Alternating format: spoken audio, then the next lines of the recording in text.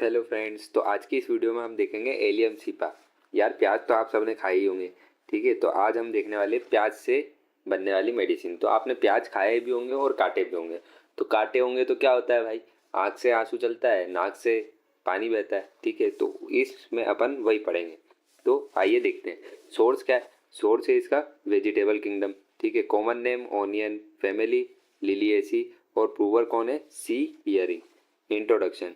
Source क्या है इसका भाई, सोर्स क्या है, प्याज है। तो प्याज कहाँ से बनता है, रेड बल्ब ऑफ ऑनियन से बनता है। ठीक है, इसके बाद नेचर क्या है, एक्यूट ड्रग है। ठीक है, एक्सीलेंट फॉर कैथारल इन्फ्लामेशन, मतलब कि खांसी वासी के लिए बहुत अच्छा है ये ड्रग। इसके बाद क्या है, क्लिनिकल। क्लिनिकल क्या है, cold, coryza, cough, diarrhoea, influenza, laryngitis, throat problems के लिए, नेजल पॉलिपस के लिए, वूपिंग कफ के लिए, न्यूरेल्जिया के लिए और इंजरी के लिए देते हैं। स्फेयर ऑफ एक्शन क्या है, स्फेयर ऑफ एक्शन मतलब कहाँ कहाँ काम करता है, नाक पे और आँख पे। ठीक है, कंजेक्टाइवा पे, आँख पे। ठीक है, म्यूकस मेम्ब्रेन नाक के अंदर होती है, नर्व्स के ऊपर और वेन्स के ऊपर काम करता है। पैथोजेनोसिस क्या है, causes irritation of mucous membrane. ठीक है, इरिटेशन प्रोड्यूस करता है म्यूकस मेम्ब्रेन की, leading to profuse nasal discharge. ठीक है, मतलब कि क्या होता है कि म्यूकस मेम्ब्रेन होती है अपने अंदर, म्यूकस मेम्ब्रेन तो होती है आपको पता है नाक के अंदर। तो जब वो इरिटेट करता है उसको, और उससे क्या होता है कि वो डिस्चार्ज करता है प्रोफ्यूज नेजल डिस्चार्ज। ठीक है, जो कैसा रहता है नेचर में, एक्रीड रहता है, पानी जो बहता है ना वो इसीलिए बहता है। इसके बाद फिर क्या है, कंजेक्टाइवा। कंजेक्टाइवा कैसा होता है, इरिटेटिंग। ठीक है, कंजेक्टाइवा को इरिटेट करेगा तो ब्लेंड लेक्राइमेशन होगा। इसके बाद neuralgia and veins inflammation, neuralgia and veins inflammation होगा। ठीक है, न्यूरेल्जिया और वेन का इन्फ्लामेशन करेगा। न्यूरेल्जिया क्या होता है अपन आगे चल के देखेंगे। कॉन्स्टिट्यूशन। कॉन्स्टिट्यूशन क्या है अपना, एलियम सिपा जो है वो एक्यूट ड्रग है, तो कॉन्स्टिट्यूशन कोई ज़रूरत नहीं है। ठीक है, गाइडिंग सिम्टम्स में आप निमोनिक याद रख सकते हो। निमोनिक क्या है, दाएं से बाएं नाक बहते हुए, प्याज खाने वाला चिल्लाया, गला फट गया, ठंडी हवा में आराम पाया। ठीक है, लेफ्ट साइडेड मेडिसिन है ये। सिम्टम्स कहाँ से कहाँ जाते हैं, लेफ्ट से राइट में। मॉडलिटीज़ क्या है, बस ज़्यादा ख़राब कब हो जाता है, पेशेंट को ज़्यादा बुरा कब लगता है, मतलब ज़्यादा बीमारी कब बढ़ जाती है, मॉडलिटीज़। तो वर्स कब हो जाता है, वार्म रूम में और इवनिंग में। और बेटर कब होता है, ओपन एयर में और कोल्ड रूम में। Profuse watery and acrid nasal discharge. ठीक है, नाक का डिस्चार्ज कैसा होगा, वाटरी होगा और एक्रिड होगा। वहीं आँख का डिस्चार्ज कैसा होगा, ब्लेंड होगा। ये आपको याद रखना है, ये मेन इंपॉर्टेंट सिम्टम है इस मेडिसिन का, और ये ऑब्जेक्टिव में भी पूछ सकता है। ठीक है, अपोजिट होता है इसमें, यूफ्रेशिया में अपोजिट हो जाएगा इसी का। ठीक है, इसके बाद क्या है, इसके बाद होता है जो पेशेंट रहेगा उसे डिजायर रहेगी रो ओनियन की, और वायलेंट लेरेंजाइटिस रहेगा, मतलब बहुत तेज खांसी रहेगी। और कफ कैसे आएगा, एकदम ऐसे आएगा कि भाई अभी गला फट जाएगा, बस इतना उसको ऐसा लगता है। ठीक है, पेन कैसा होगा उसे, पेन जो होगा न्यूरैल्जिक पेन होगा। न्यूरैल्जिक पेन क्या होता है, थ्रेड लाइक पेन होगा। थ्रेड लाइक मतलब कि एक सीधी रेखा में पेन होगा आफ्टर एम्प्यूटेशन और ट्रोमा।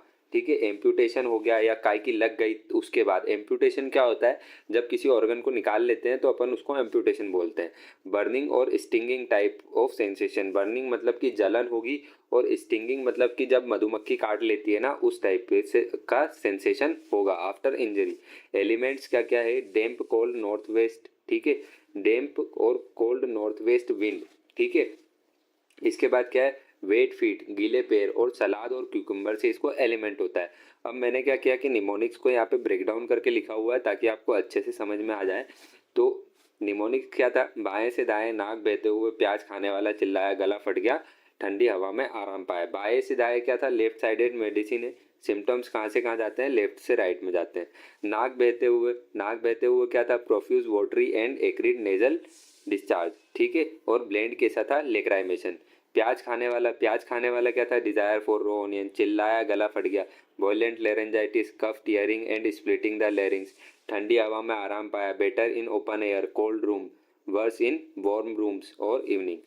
पेन, पेन कैसा था, धागे जैसा था, न्यूरल्जिक थ्रेड लाइक पेन था। ठीक है, जलन कैसी थी, बर्निंग और स्टिंगिंग टाइप की थी, ठंडी हवा और गीली हवा। ठीक है, एलिमेंट्स था ये, elements from damp cold north west wind, wet feet और सलाद।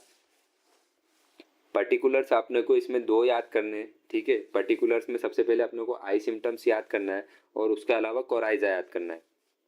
तो अपना आई सिम्टम क्या है, आई सिम्टम्स में अपन हेडिंग कवर करेंगे कि सेंसेशन कैसा होगा पेशेंट को, अपेरेंस आंखें दिखेगी कैसी, लेक्राइमेशन मतलब आंसू कैसे चलेंगे और रिलीफ कैसे मिलेगा। तो सेंसेशन अपन ने पढ़ ही लिया था, बर्निंग जलन होगी, ठीक है।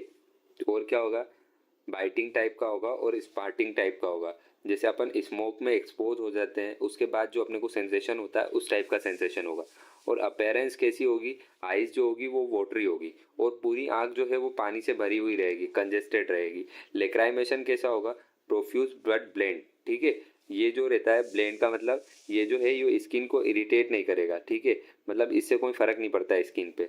और रिलीफ कब मिलेगा, अब जब अपन प्याज काटते हैं तो अपन बार बार आंख मसते हैं, क्यों मसते हैं, क्योंकि अपने को रिलीफ मिलता है। Rubbing of eyes provide temporary comfort. इसके बाद फिर कोराइजा मतलब कि खांसी।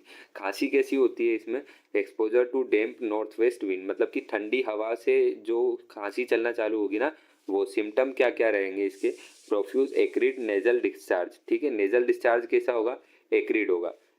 अपन ने लेक्राइमेशन कैसा पढ़ा, लेक्राइमेशन से कोई फर्क नहीं पड़ता, ठीक है। लेक्राइमेशन कैसा था, ब्लेंड था। लेक्राइमेशन मतलब कि आँख, लेक्राइमल एपरेटस आपने पढ़ा होगा एनाटोमी में और बहुत इंपॉर्टेंट क्वेश्चन भी है, तो वहाँ से याद कर सकते हो। लेक्राइमल एपरेटस कहाँ होता है, आँख में होता है और आँख से लेक्राइमेशन होता है जो कैसा रहता है, ब्लेंड रहता है। वहीं पे जो रहता है नाक से कैसा होता है, एक्रिड होता है। एक्रिड एसिड टाइप का होता है। एसिड क्या करता है, जलाता है, ठीक है।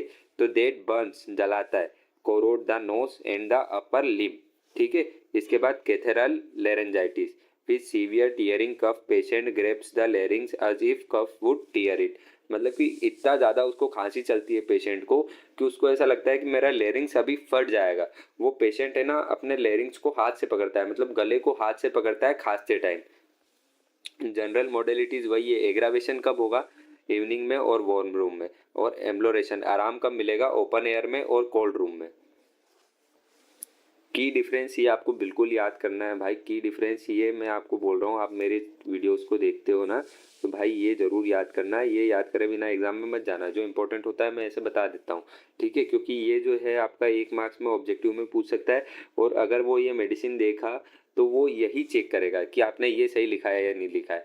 तो एलियम सिपा कैसा होता है, एक्रिड नेजल डिस्चार्ज होता है, ठीक है। वहीं यूफ्रेशिया में ब्लेंड नेजल डिस्चार्ज होता है, ठीक है। ये आपको याद रखना है। और इसका इंपॉर्टेंट क्या है, कोराइजा इसका इंपॉर्टेंट है। अब मैं आपको इसका स्क्रीनशॉट प्रोवाइड करा देता हूँ पूरी वीडियोस का, ठीक है। तो ये आप स्क्रीनशॉट ले लीजिए।